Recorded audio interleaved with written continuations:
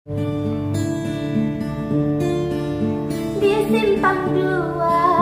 jalan melingkung, tak jajut datang ubah duraja bacul lendeah demalan singgong langge bang bedong kala en habang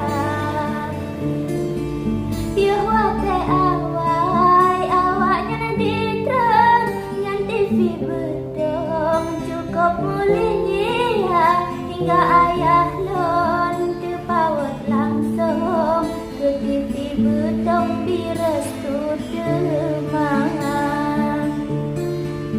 hoki ulun bahati ngan jantung terasa duduk di dalam dada temani ayah bila TV bedong sedangkan di lon pilih kakanda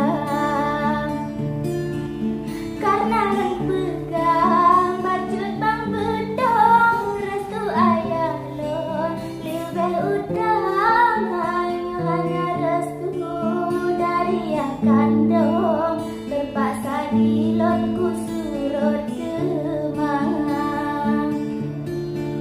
walau pihak dek marah dudung alah jude balon tetap tak sabar han mungkin tak lawan hajut bang payung ku tak gerdilon singa durhaka tak lagi doa hajut bang payung kedeh bak rabon dia tanya dua bersabar rumah lam sabar tampung ngan keniat pun hati adinda cuma bacut elan pegah langsung bacut bang bedong yang tak lon cinta menyobit singa gatakan judolon ku harap babang lon bejut kesedara menyobit singa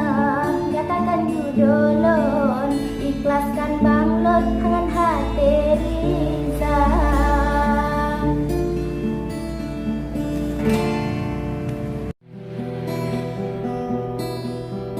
putih-putih kulat berete lengat bang bintang